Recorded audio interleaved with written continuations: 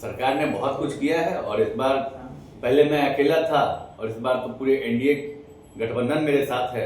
और खास करके मैं यही कहूंगा कि नीतीश जी का तीर और तस्वीर दोनों मेरे साथ है। ये हमेशा आप लोग कहते थे, विपक्ष आरोप लगाता है कि मुख्यमंत्री जी का दिमाग काम नहीं कर रहा है। अब समझ में आया हमारे मुख्यमंत्री जी का दिमाग ऐसा काम कर रहा है कि गठबंधन हो गया और अपने में लड़ भिड़ के मर जाएगा सब। 2025 से 30 फिर से नीतीश जी ही रहेंगे। हमारे नेता नीतीश कुमार हैं, विधायक अगर तय करेंगे तो हम लोगों ने तय कर दिया, हमारे नेता नीतीश जी हैं, नीतीश जी ही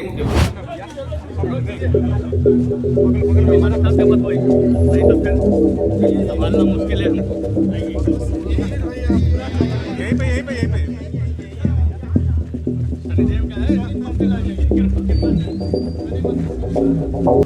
नमस्कार, आप देख रहे हैं न्यूज 47 और मैं सुमित आपके साथ। हमारे साथ मौजूद है बिहार सरकार के मंत्री सुमित कुमार सिंह।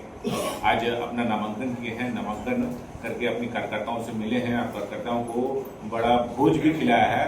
तो सबसे पहले तो बहुत बहुत स्वागत है आपका। बहुत बहुत धन्यवाद और आपके चैनल के माध्यम से आपके सारे व्यूअर्स और सब्सक्राइबर्स को मेरा प्रणाम। सबसे पहला सवाल है कि जितनी बार आपने चुनाव लड़ा है कभी भी आपको सिंबल नहीं मिला, निर्दलीय ही चुनाव मैदान में आए, पहली बार आप तीर का सिंबल लेकर आए, कैसा महसूस कर रहे हैं? देखिए, पहला अनुभव होगा मेरा कि पार्टी से चुनाव लड़ना, और आज पहला अनुभव ये महसूस हुआ कि जो ऊर्जा हमारे लोगों में था वो ऊर्जा दुगना हो गई। और पहली बार ऐसा भी है कि आपके पिता का साया, आपके आशीर्वाद जो है शायद ही बिना उनके आप इस बार चुनाव लड़ रहे हैं, कैसा महसूस कर रहे हैं? कितना लग रहा है कि कितनी चुनौती का सामना करना पड़ रहा है? नहीं, देखिए, दाव पेच तो मैं जरूर उनसे सीखा हूँ और वो दाव पेच वो सिखा के चले भी गए और सारा कुछ उन्होंने बताया है कैसे वो चुनाव लड़ना है। और चुनाव लड़ना क्या है, जनता की सेवा में लगे रहना है। जनता की सेवा में लगे रहिए, जनता अपना आशीर्वाद दे देगी। यही चीज उन्होंने सिखाया था कि जनता के बीच में रहना है।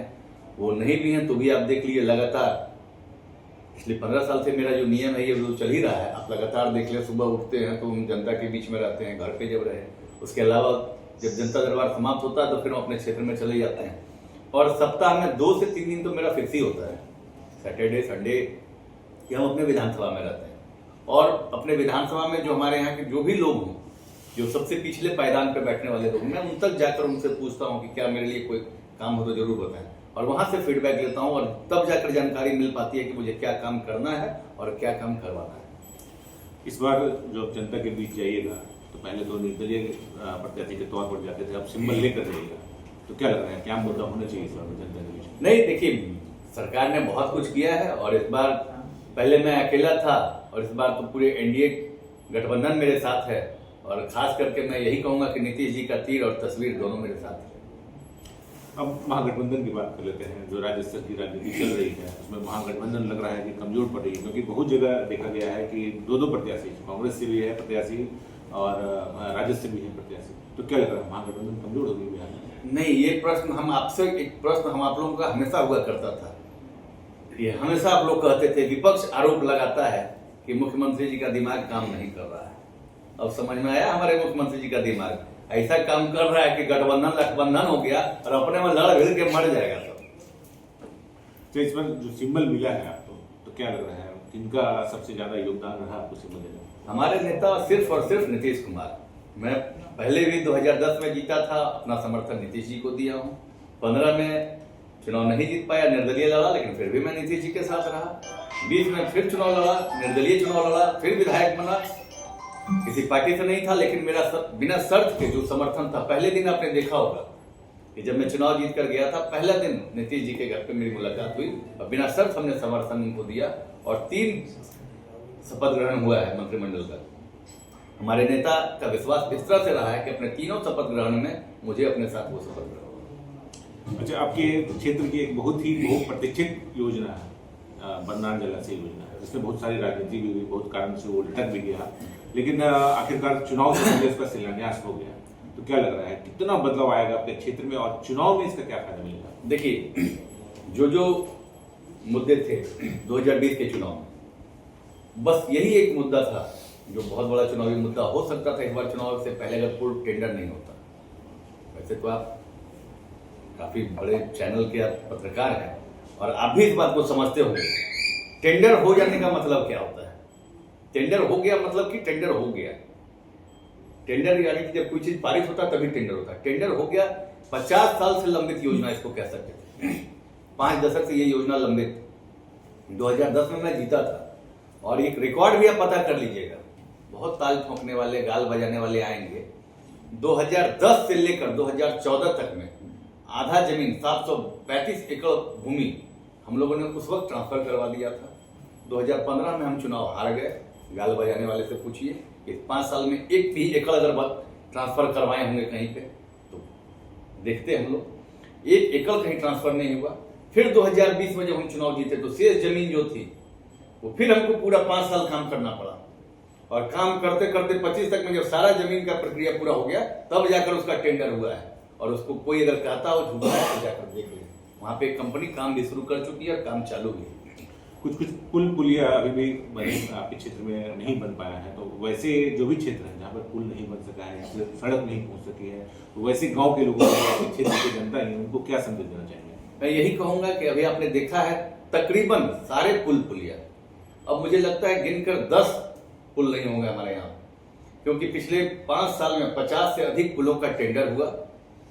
अब आप कहेंगे टेंडर हुआ तो मैं दावे के साथ कहता हूँ 46 पुलों का उद्घाटन कर दिया हूँ, जिसपे आज हमारी आवाजाही चालू है। लोग कहते हैं कि हम यहाँ बनाए, हम वहां बनाए। 46 पुल का अगर आप चलिएगा, ऑन रिकॉर्ड बोल रहे हैं, कैमरा के सामने बोल रहे हैं। आज नामांकन किए हैं 18/10/2025 को।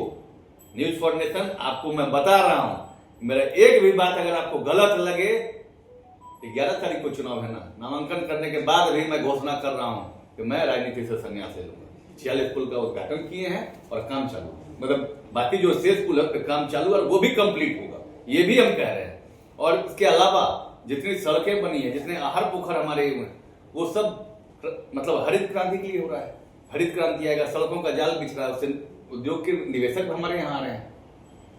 आज का जो नामांकन था उसमें जो आपके समर्थक आए थे काफी उग्र थे, काफी जोश में थे, कैसा महसूस कर रहे थे उसमें? हमने कहा ना कि पहली बार बिना टिकट के लड़ने वाले लोगों को टिकट मिला है तो स्वाभाविक बात है जोश दुगना हो जाएगा। अब अंतिम सवाल सर, आप जमुई जिले के हैं, जमुई के बेटे हैं। जमुई, झाझा और चकाई, इसका जो पेच है महागठबंधन का अभी भी फंसा हुआ है। क्या लग रहा है कि महागठबंधन क्यों इतना डिले कर रहे हैं? देखिए, चारों की चारों सीट पे एनडीए जीतने वाली है और हम चारों सीट पे, चाहे चकाई विधानसभा मेरा हो, जमुई की सीट बहन श्रेयसी हो, दामोदर झाझा के विधानसभा से दामोदर रावत जी हों, अपने सिकंदरा विधानसभा क्षेत्र से प्रफुल्ल मांझी जी हों, हम चारों उम्मीदवार एनडीए के प्रत्याशी भारी बहुमत से जीतकर हम लोग विधानसभा जा रहे हैं। अभी अमित शाह का एक स्टेटमेंट आ रहा था, आपने सुना भी होगा। अमित शाह जी ने कहा था कि विधायक दल का जब चुनाव होगा तो उस टाइम मुख्यमंत्री की चुना जाएगा, उस टाइम मुख्यमंत्री की घोषणा होगी। इसमें क्या लग रहा है कि क्या? देखिए, 2025 से 30 फिर से नीतीश जी ही रहेंगे। हमारे नेता नीतीश कुमार हैं। विधायक अगर तय करेंगे तो हम लोगों ने तय कर दिया, हमारे नेता नीतीश जी हैं, नीतीश जी ही मुख्यमंत्री रहेंगे। बहुत बहुत धन्यवाद आपका सर। तो ये थे हमारे साथ बिहार सरकार के मंत्री सुमित सिंह। आज चुनावी मैदान में उतर गए हैं, नामांकन करा लिया है। समर्थकों का हुजूम इतना था कि पूरा जो जमुई शहर है वो पूरा जाम हो गया। अब देखिए कि आज कुछ होता है। 11 नवंबर को यहाँ पर चुनाव होना है और 14 तारीख को इसका फैसला भी हो जाना है। तो बने रहिए हमारे साथ, देखते रहिए न्यूज़ 24। धन्यवाद। सूरज की पहली किरण के साथ जाग उठा बिहार, हर मत बने नई उम्मीद, हर कदम जिम्मेदारी। न्यूज फॉर नेशन की अपील, 6 और 11 नवंबर को घर से निकलें, वोट करें और अपने भाग्य विधाता खुद बनें।